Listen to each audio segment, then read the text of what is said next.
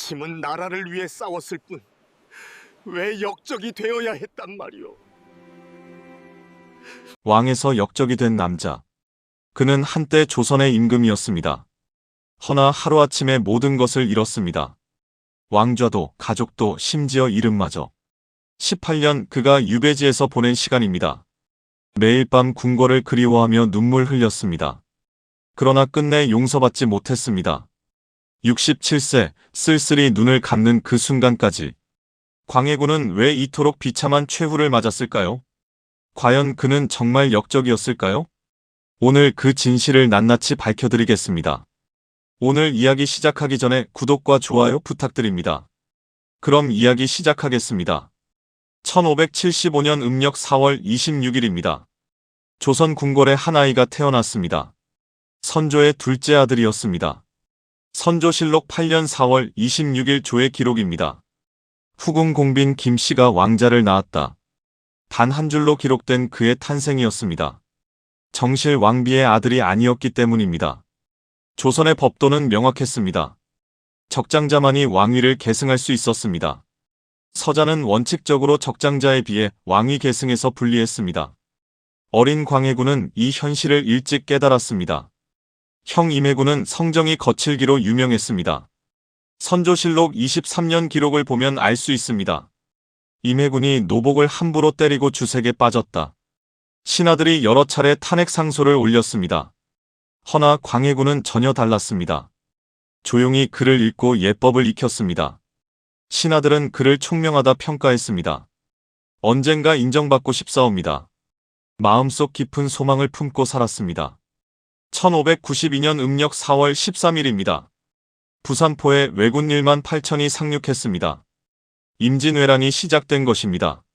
선조실록 25년 4월 13일 조에 생생히 기록되었습니다. 왜적이 부산을 함락하고 북상하고 있다. 불과 20일 만에 한양이 함락되었습니다. 음력 4월 30일 선조는 궁궐을 버렸습니다. 실록에는 이렇게 기록되어 있습니다.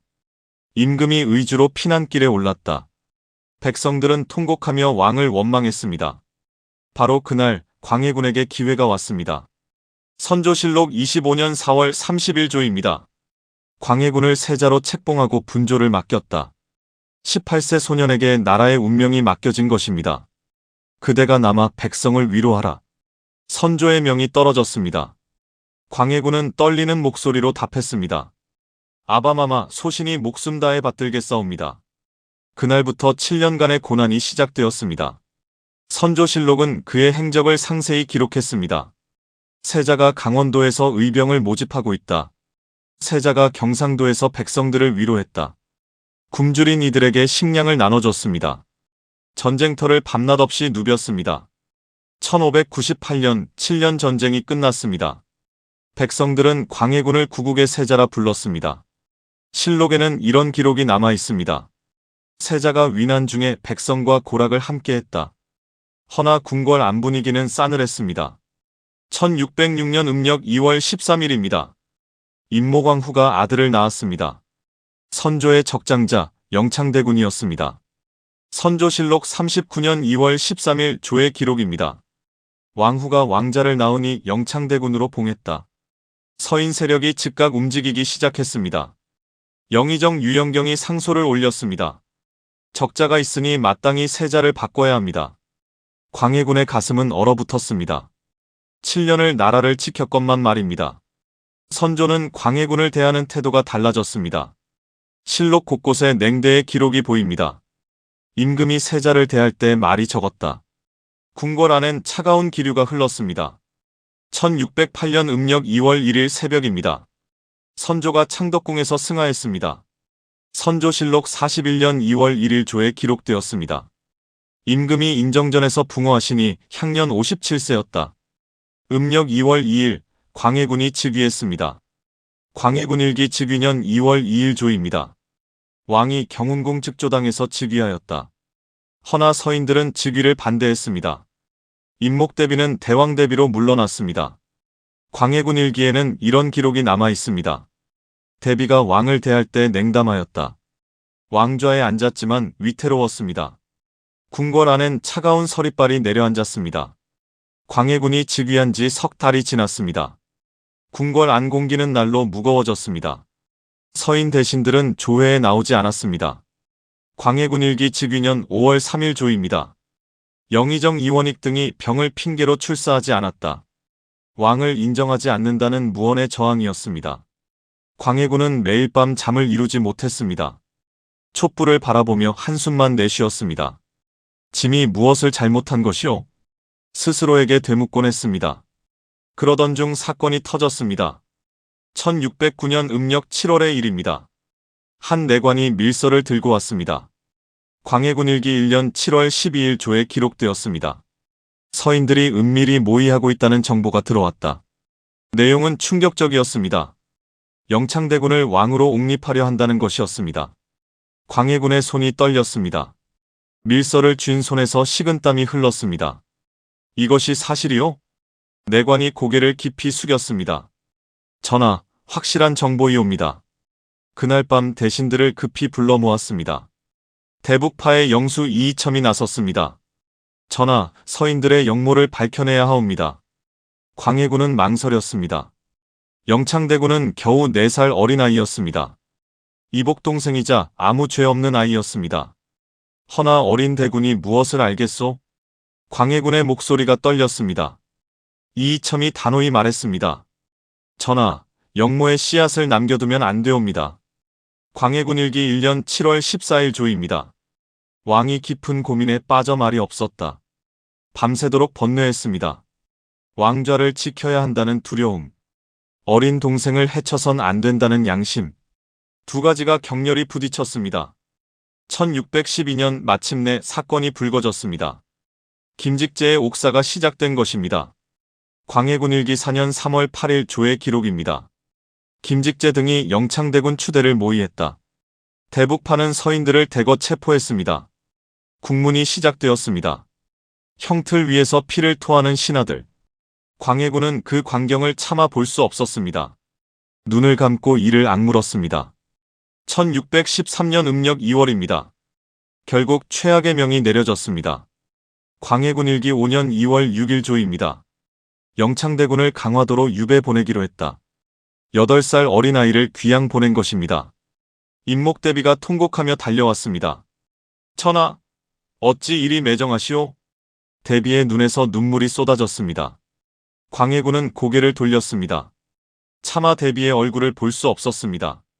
짐도 어찌할 도리가 없소. 떨리는 목소리로 겨우 답했습니다. 음력 2월 7일 영창대군이 궁을 떠났습니다. 작은 몸으로 가마에 올랐습니다. 어마마마. 어린 대군이 대비를 부르며 울었습니다. 광해군은 그 모습을 멀리서 지켜봤습니다. 가슴 한켠이 무너져 내렸습니다. 그날 밤 광해군은 혼자 대전에 남았습니다. 촛불을 바라보며 눈물을 흘렸습니다. 광해군 일기에는 이렇게 기록되었습니다. 왕이 깊은 시름에 잠겨 밤새 잠들지 못했다. 허나 더 큰 비극이 기다리고 있었습니다. 해가 바뀌어 1614년 음력 2월입니다. 강화도에서 비보가 날아왔습니다. 광해군 1기 6년 2월 10일 조입니다. 영창대군이 강화도에서 죽었다. 9살 아이가 죽은 것입니다. 사인은 참혹했습니다. 방을 뜨겁게 달궈 숨지게 했다는 증살설이 전해지지만 사망 원인에 대해서는 여러 설이 있습니다. 광해군은 그 소식을 듣고 무너졌습니다. 아니 되오. 손으로 얼굴을 감싼 채 신음했습니다. 조정은 더욱 혼란에 빠졌습니다. 서인들은 광해군을 역적이라 속삭였습니다. 임목대비는 대전에 나오지 않았습니다. 광해군은 완전히 고립되었습니다. 왕좌는 더욱 위태로워졌습니다. 이것이 시작일 뿐이었습니다. 영창대군의 죽음은 끝이 아니었습니다. 오히려 더 큰 비극의 시작이었습니다. 1614년 음력 6월입니다. 대북파가 또 다른 음모를 들춰냈습니다. 광해군 1기 6년 6월 7일 조의 기록입니다. 임목대비의 아버지 김제남이 역모에 가담했다. 영창대군 추대 음모에 연루되었다는 것이었습니다. 조정이 발칵 뒤집혔습니다. 이이첨이 강경하게 나섰습니다. 전하, 역적의 아비를 그냥 둘 수 없사옵니다. 광해군은 머리를 감싸 쥐었습니다. 임목대비의 아버지를 처벌한다는 것, 그것은 대비와의 완전한 결별을 의미했습니다. 그리 해야만 하겠소? 광해군의 목소리가 떨렸습니다. 이이첨이 무릎을 꿇고 답했습니다. 전하를 지키기 위함이옵니다. 음력 6월 13일 김제남이 사사되었습니다. 광해군 일기 6년 6월 13일 조입니다. 김제남에게 사약을 내렸다. 임목대비가 통곡하며 대전으로 달려왔습니다. 전하, 어찌 친정아비를 죽이시오? 대비의 절규가 궁궐을 울렸습니다. 광해군은 고개를 들 수 없었습니다. 대비마마, 짐도 어찌할 수 없었소. 가슴이 찢어지는 듯 했습니다. 임목대비가 차갑게 말했습니다. 전하는 이미 역적이 되셨소. 그리고 돌아섰습니다. 그날부터 대비는 대전에 나오지 않았습니다. 사실 이 비극의 씨앗은 1년 전부터였습니다. 1613년 개축옥사가 시작된 것입니다. 광해군 일기 5년 4월의 기록입니다. 박응서 등이 역모를 꾀했다는 고변이 들어왔다. 대북파는 이 기회를 놓치지 않았습니다. 서인 대신들을 대거 체포했습니다. 형조옥사에 끌려간 이들이 100명이 넘었습니다. 광해군 일기 7년 5월 12일 조입니다. 박응서, 이경전 등 30여 명을 차명에 처했다. 한양거리에 피바람이 불었습니다. 참수된 신하들의 목이 거리에 내걸렸습니다. 백성들은 두려움에 떨었습니다. 신하를 과도하게 처형한다는 비판 여론도 퍼져나갔습니다. 광해군은 밤마다 악몽에 시달렸습니다. 죽어간 신하들이 꿈에 나타났습니다. 전하, 왜 우리를 죽이셨소? 피투성이 얼굴로 그를 응시했습니다. 식은땀을 흘리며 깨어났습니다. 짐이 무엇을 하고 있는가? 스스로를 자책했습니다. 허나 멈출 수 없었습니다. 대북파는 더 큰 것을 요구했습니다. 1618년 음력 3월의 일입니다. 이이첨이 상소를 올렸습니다. 광해군 일기 10년 3월 12일 조입니다. 임목대비를 패하고 서인으로 강등해야 한다. 패모론이 제기된 것입니다. 왕의 어머니를 폐위하자는 전대미문의 주장이었습니다. 조정이 두 편으로 갈라졌습니다. 대북파는 패모를 강력히 주장했습니다. 대비가 역모에 연루되었사옵니다. 남인과 일부 북인은 반대했습니다. 이는 천륜을 어기는 일이옵니다. 광해군은 깊은 고민에 빠졌습니다. 밤낮으로 대전을 거닐며 번뇌했습니다. 광해군 일기에는 이렇게 기록되었습니다. 왕이 여러 날 식음을 전폐하고 괴로워했다. 허나 대북파의 압박은 거셌습니다. 전하의 왕위를 지키려면 어쩔 수 없사옵니다. 매일같이 패모를 촉구하는 상소가 이어졌습니다. 결국 왕실을 뒤흔드는 결정이 내려졌습니다. 실록에 따르면 1618년 10월 임목대비는 경운궁으로 옮겨져 서궁에 유폐된 것으로 기록됩니다. 대비는 경운궁 서쪽의 작은 궁궐에 머물게 되었고 국문은 병사들로 삼엄히 지켜졌습니다. 궁녀 한 명만 데리고 갈 수 있었습니다. 임목대비가 서궁으로 가며 외쳤습니다. 하늘이 이를 보고 계시리라. 그 목소리가 궁궐을 울렸습니다. 온 나라가 충격에 빠졌습니다. 백성들은 광해군을 비난했습니다. 왕이 어머니를 가뒀다. 저것이 과연 임금이라 할 수 있겠는가? 서인들은 광해군을 역적이라 불렀습니다. 광해군은 완전히 고립되었습니다. 신하들도 백성들도 대비도 아무도 그의 편이 아니었습니다. 밤마다 홀로 대전에 앉아 촛불을 바라봤습니다. 눈물이 흘러내렸습니다. 짐이 과연 옳은 일을 한 것이오? 스스로에게 물었지만 답은 없었습니다.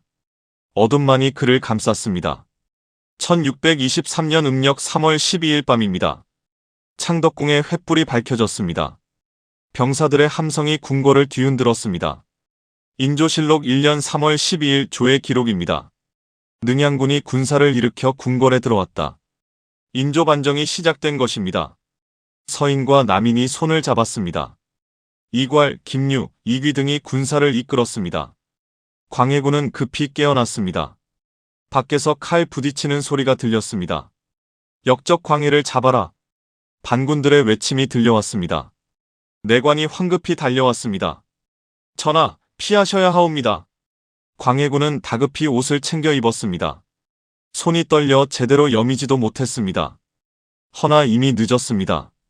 반군이 전각을 포위했습니다. 이귀가 칼을 들고 들어왔습니다. 광해군 나오시오.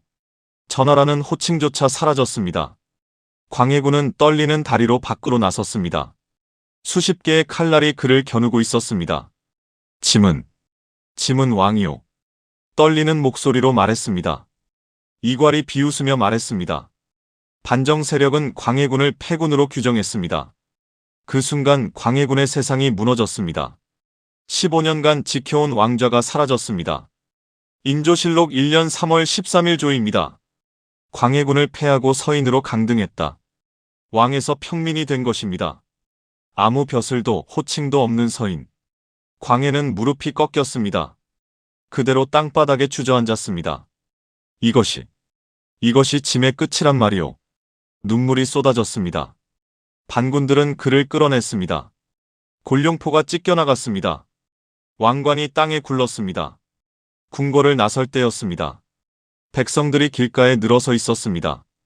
역적이다. 역적을 끌어내는구나. 침을 뱉고 돌을 던졌습니다. 한때 구국의 세자라 불렸던 그였습니다.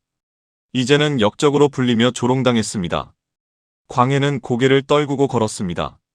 눈물이 멈추지 않았습니다. 음력 3월 15일입니다. 강화도 교동으로 유배가 결정되었습니다. 인조실록 1년 3월 15일 조의 기록입니다. 광해군을 교동에 안치하기로 했다. 작은 배에 실려 강화도로 떠났습니다. 뒤를 돌아보니 한양이 멀어졌습니다. 한때 자신의 것이었던 도성이었습니다. 이제는 영영 돌아갈 수 없는 곳이 되었습니다. 짐이 무엇을 잘못한 것이오? 바람에 흩어지는 탄식이었습니다. 교동에 도착했습니다. 허름한 초가집 한 채가 전부였습니다. 궁궐의 화려함은 온데간데 없었습니다. 패비 유씨만이 함께였습니다. 둘은 서로를 부둥켜 안고 울었습니다. 우리가 이렇게 되고 말았소. 광해의 목소리는 절규였습니다. 51세, 한때 조선의 왕이었던 남자. 이제는 유배지 초가집에 갇힌 죄인이었습니다. 모든 것을 잃었습니다. 왕좌도 명예도 가족도 미래도. 남은 것은 절망뿐이었습니다. 밤마다 궁궐을 그리워하며 눈물 흘렸습니다. 다시는 돌아갈 수 없겠지. 어둠 속에서 혼자 중얼거렸습니다. 그는 정치적으로 완전히 고립되었고 조정에서도 그의 영향력은 사라졌습니다. 유배지의 밤은 깊고 고요했습니다. 광해는 초가집 마루에 앉아 있었습니다. 달빛이 그의 주름진 얼굴을 비췄습니다. 문득 먼 옛날이 떠올랐습니다. 1592년 18세 때의 일이었습니다. 전쟁으로 불타는 조선을 누볐던 날들. 광해군 일기 즉위년 서문에 기록되어 있습니다. 세자가 7년 전쟁 동안 백성과 함께했다. 굶주린 백성들에게 식량을 나눠줬습니다. 의병들을 모아 외적과 싸웠습니다. 그때만 해도 백성들은 그를 칭송했습니다. 우리의 세자님이시다. 환호하는 목소리가 생생했습니다. 광해는 쓸쓸히 미소 지었습니다. 그때는 좋았지. 혼잣말처럼 중얼거렸습니다. 즉위 후에도 나라를 위해 애썼습니다. 전쟁으로 폐허가 된 조선을 재건했습니다. 광해군 일기 2년 3월 8일 조입니다. 경복궁 재건 공사를 시작했다. 다만 재건 과정은 국가 재정을 압박해 일부에서는 비판도 일었습니다. 이후 광해군은 세금 부담을 조정하기 위해 대동법을 점차 확대 시행했습니다. 광해군 일기 즉위년 5월의 기록입니다. 대동법을 경기도에 먼저 시행하라. 곡물 대신 쌀로 세금을 거두는 제도였습니다. 백성들의 부담이 크게 줄어들었습니다. 허준에게 의서 편찬을 명했습니다. 1610년 동의보감이 완성되었습니다. 광해군 일기 2년 10월 5일 조입니다. 동의보감이 완성되어 임금께 바쳤다. 백성들의 질병을 치료하고자 한 뜻이었습니다. 외교에서도 실리를 추구했습니다. 명나라와 후금 사이에서 중립을 지켰습니다. 광해군 일기 11년 1월 3일 조의 기록입니다. 강옥립에게 명했다. 신중히 행동하라. 조선의 백성을 지키기 위한 선택이었습니다. 허나 신하들은 이를 비겁하다 욕했습니다. 명나라를 배신한 것이다. 서인들의 비난이 쏟아졌습니다. 광해는 깊은 한숨을 내쉬었습니다. 짐은 나라를 지키려 했을 뿐인데. 눈가에 눈물이 맺혔습니다. 영창대군과 임목대비의 얼굴이 떠올랐습니다. 가슴 깊은 곳에서 죄책감이 밀려왔습니다. 짐이 과연 옳은 선택을 한 것이오? 스스로에게 물었습니다. 왕좌를 지키기 위해 동생을 희생시켰습니다. 어머니를 유폐시켰습니다. 수십 명의 신하를 죽였습니다. 그 모든 선택이 옳았을까요? 광해는 고개를 저었습니다. 아니, 짐은 두려웠을 뿐이오. 떨리는 목소리로 고백했습니다. 서자로 태어나 평생 무시당했습니다. 7년을 전쟁터에서 백성을 구했건만 적장자 하나 때문에 모든 것이 무너졌습니다. 왕좌를 잃을까 두려웠습니다. 다시 천대받는 서자로 돌아갈까 두려웠습니다. 그 두려움이 결국 파멸을 불렀습니다. 짐이 잘못한 것이오. 눈물이 뺨을 타고 흘러내렸습니다. 달빛 아래 홀로 앉은 노인. 한때는 조선의 왕이었습니다. 백성을 위해 애썼던 임금이었습니다. 허나 두려움에 사로잡혀 길을 잃었습니다. 이제는 모든 것을 잃고 유배지에 갇혔습니다. 광해는 하늘을 올려다봤습니다. 별들이 차갑게 빛나고 있었습니다. 다시 돌아갈 수는 없겠지. 쓸쓸한 목소리가 밤 공기에 스며들었습니다. 허나 그의 가슴 한켠에는 여전히 남아 있었습니다. 백성을 사랑했던 마음, 나라를 지키고자 했던 뜻. 비록 길을 잃었지만 그 마음만은 진심이었습니다. 광해군을 폐위시킨 인조. 그들은 정의를 외쳤습니다. 명나라에 대한 의리를 지키겠다. 서인들의 당당한 선언이었습니다. 허나 현실은 달랐습니다. 1627년 즉위 5년 만의 일입니다. 후금이 조선을 침략했습니다. 인조실록 5년 1월 13일 조입니다. 후금의 3만 대군이 압록강을 넘었다. 정묘호란이 시작된 것입니다. 인조는 급히 강화도로 피난했습니다. 광해군이 그토록 경계했던 일이었습니다. 광해군 일기 11년 기록을 보면 알 수 있습니다. 후금과 명나라 사이에서 신중해야 한다. 중립외교를 펼쳤던 광해군의 선택. 서인들은 이를 배신이라 욕했습니다. 허나 그것이 오히려 나라를 지킨 것이었습니다. 인조는 결국 후금과 형제관계를 맺었습니다. 인조실록 5년 3월 3일 조의 기록입니다. 강화도에서 후금과 화약을 맺었다. 광해군이 피하려 했던 굴욕이었습니다. 더 큰 비극은 10년 후 찾아왔습니다. 1636년 청나라가 다시 쳐들어왔습니다. 인조실록 14년 12월 9일 조입니다. 청태종이 10만 대군을 이끌고 침입했다. 병자호란이 시작된 것입니다. 인조는 남한산성에 갇혔습니다. 47일간 포위된 채 굶주렸습니다. 추위와 배고픔에 떨었습니다. 결국 항복할 수밖에 없었습니다. 1637년 음력 1월 30일입니다. 인조실록 15년 1월 30일 조의 기록입니다. 임금이 삼전도에서 청태종에게 항복했다. 인조는 3번 절하고 9번 머리를 조아렸습니다. 305고두레였습니다. 조선 역사상 최대의 굴욕이었습니다. 세자와 대군을 인질로 보내야 했습니다. 기록에 따라 많은 백성이 끌려갔다는 보고가 있으나 정확한 숫자에는 여러 해석이 있습니다. 인조실록 15년 2월 5일 조입니다. 당시 기록들은 그 수가 수십만에 달했다고 전합니다. 광해군이 그토록 막으려 했던 일이었습니다. 유배지 광해군은 이 소식을 들었습니다. 가슴이 무너져 내렸습니다. 짐이 막으려 했던 일이 눈물이 쏟아졌습니다. 중립외교는 비겁한 것이 아니었습니다. 백성을 지키기 위한 현명한 선택이었습니다. 대동법 역시 마찬가지였습니다. 광해군이 시작한 이 제도, 백성들의 부담을 크게 줄여줬습니다. 인조 때도 계속 확대되었습니다. 승정원 일기 인조 20년 기록입니다. 대동법을 충청도와 전라도로 확대한다. 광해군의 정책이 옳았음을 증명했습니다. 동의보감도 그러했습니다. 조선의학의 금자탑이 되었습니다. 후대까지 전해져 백성을 살렸습니다. 2009년 유네스코 세계기록유산이 되었습니다. 광해군의 치적이었습니다. 현대 역사학자들은 광해군을 재평가합니다.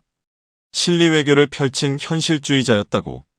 백성을 위한 정책을 시행한 개혁군주였다고. 허나 당대에는 인정받지 못했습니다. 서자라는 신분, 적통이 아니라는 이유, 그것이 그를 파멸로 몰아갔습니다. 인조반정 세력은 정의를 외쳤습니다. 허나 그들이 가져온 것은 무엇이었습니까? 병자호란의 치욕이었습니다. 50만 백성의 고통이었습니다. 삼전도의 굴욕이었습니다. 광해군의 선택이 옳았습니다. 다만 시대가 그를 인정하지 않았을 뿐입니다. 신분제의 벽이 너무 높았을 뿐입니다. 유배지의 광해군은 생각했습니다. 역사가 언젠가는 알아주겠지. 쓸쓸한 위로였습니다. 그리고 그의 바람은 이루어졌습니다. 400년이 지난 후 역사는 그를 재평가했습니다. 비운의 군주, 시대를 앞서간 개혁가, 그렇게 기억되기 시작했습니다. 1637년 음력 6월의 일입니다. 광해군에게 또 다른 명이 떨어졌습니다. 승정원일기 인조 15년 6월 8일 조입니다. 광해군을 제주도로 이배하기로 결정했다. 강화도에서 더 먼 곳으로 보내진 것입니다. 65세 노인에게는 너무나 먼 길이었습니다. 작은 배에 몸을 싣고 제주도로 향했습니다. 거친 바다 물결이 배를 끊임없이 흔들었습니다. 광해는 갑판에 서서 북쪽 하늘을 바라봤습니다. 저 멀리 한양이 있는 곳이었습니다. 다시는 그곳을 볼 수 없겠지. 바람에 흩어져 버리는 쓸쓸한 탄식이었습니다.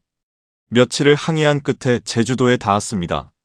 더욱 허름한 초가집 한 채가 기다리고 있었습니다. 함께했던 패비유 씨는 이미 세상을 떠난 후였습니다. 이제 광해는 완전히 홀로 남겨졌습니다. 매일 초가집 마루에 앉아 바다를 바라봤습니다. 끝없이 펼쳐진 수평선만이 그를 마주했습니다. 궁녀 한 명만이 곁에서 시중을 들었습니다. 나으리, 진지를 드셔야지요. 광해는 힘없이 고개를 저었습니다. 먹고 싶지 않소? 그냥 두시오. 입맛도 기력도 모두 사라져버렸습니다.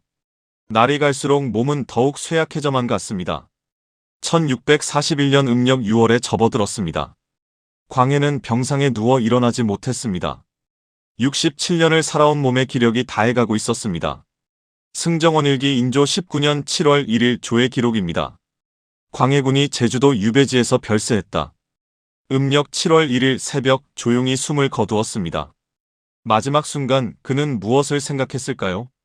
화려했던 궁궐의 전각과 정원의 모습, 전쟁터를 누비며 백성을 구하던 젊은 날, 자신을 환호하며 불러주던 백성들의 목소리, 그리고 궁궐에서 끌려나가던 그날의 굴욕. 67년의 삶이 주마등처럼 빠르게 스쳐갔습니다. 짐은 나라를 위해 최선을 다했소. 떨리는 목소리로 남긴 마지막 말이었습니다. 그리고는 조용히 두 눈을 감아버렸습니다. 한때 조선의 왕이었던 남자의 최후였습니다. 허나 왕의 예로 장례를 치를 수 없었습니다. 승정원일기 인조 19년 7월 5일 조입니다. 광해군을 서인의 예에 따라 장사 지냈다. 왕릉이 아닌 평범한 묘에 묻힐 수밖에 없었습니다. 묘비는 왕릉 형식이 아니며 존호표기도 남양주 묘역에서 제한적으로 확인됩니다. 조선 역사는 그를 패군으로 기록했습니다. 300년이 넘도록 역적으로 남아있을 수밖에 없었습니다. 허나 시간이 흐르면서 평가가 조금씩 달라졌습니다. 20세기 들어 역사학자들이 그에게 주목하기 시작했습니다.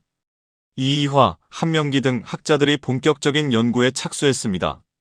광해군의 정책과 업적을 면밀히 재평가했습니다.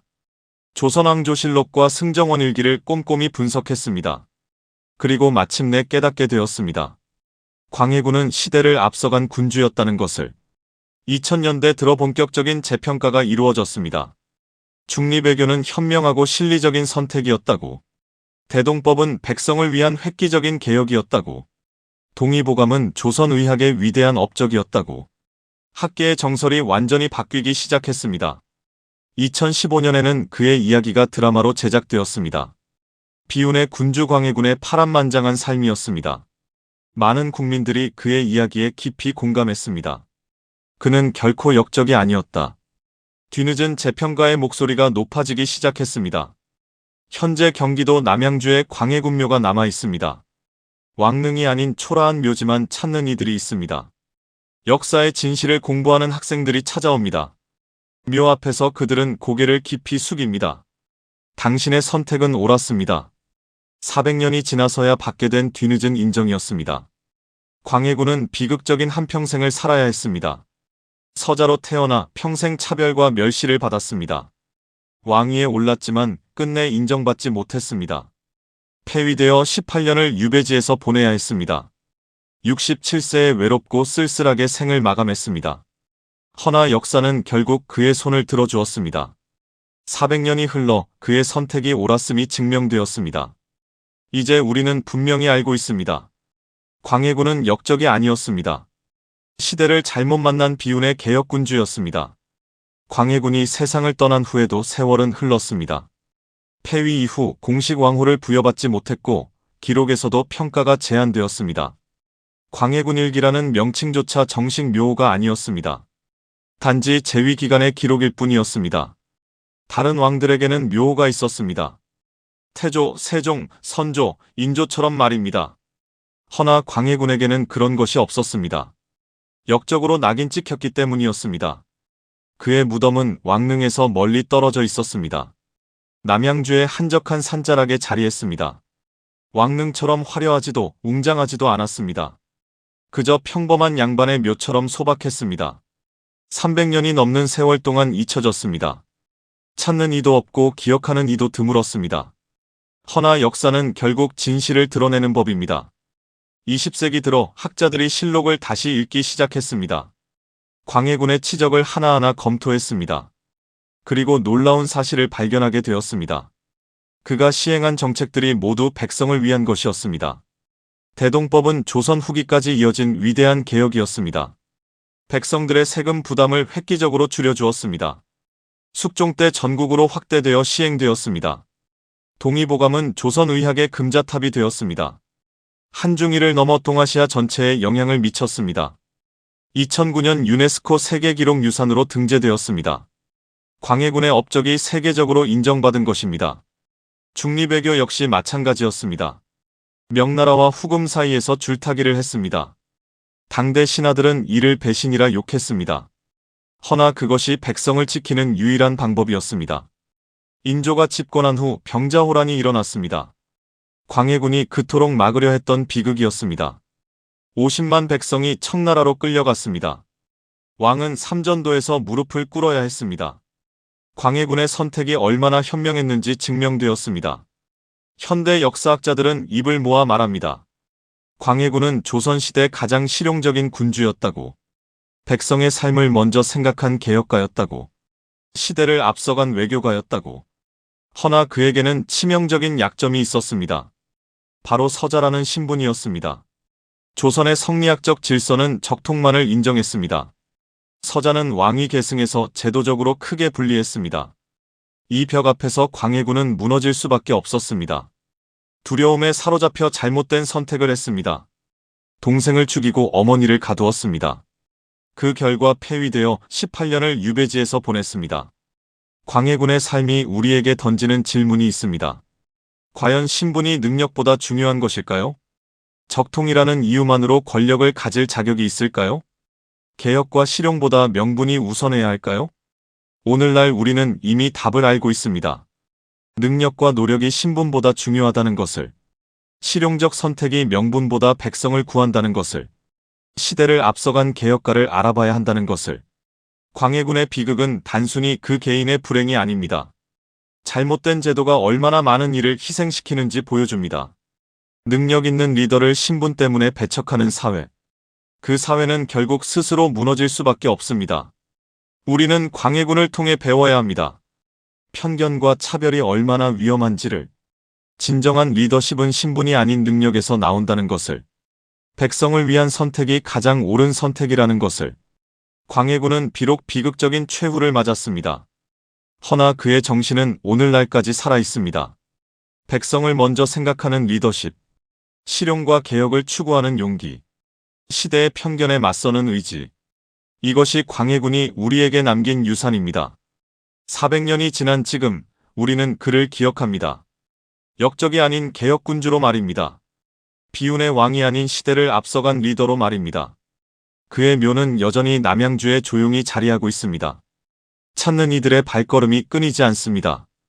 묘 앞에서 사람들은 생각합니다. 진정한 리더란 무엇인가를, 올바른 선택이란 무엇인가를. 광해군의 이야기는 이렇게 끝이 났습니다. 허나 그가 우리에게 던진 질문은 여전히 유효합니다. 이 이야기는 역사 기록과 전해지는 이야기를 바탕으로 재구성한 것입니다. 일부 내용은 극적 구성을 위해 각색되었음을 밝힙니다. 여기까지가 오늘의 이야기였습니다. 구독과 좋아요로 응원해주시면 더 좋은 이야기로 찾아뵙겠습니다. 감사합니다.